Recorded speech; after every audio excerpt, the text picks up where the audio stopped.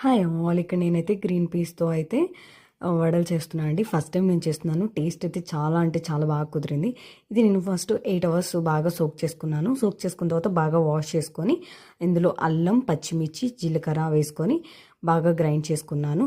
Grind చేసుకున్న తర్వాత నేను ఇందులో ఏంటంటే 1 టీ స్పూన్ శనగపిండి, 1 టీ స్పూన్ వరిపిండి అండ్ రుచికి తగినంత సాల్ట్ అండ్ బాగా సన్నగా తరిగిన ఉల్లిపాయ ముక్కలు అయితే వేసుకొని బాగా మిక్స్ చేసుకున్నానండి.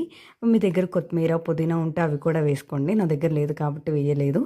బాగా మిక్స్ చేసుకొని మీకు వాటర్ కూడా అవసరం ఉండదు.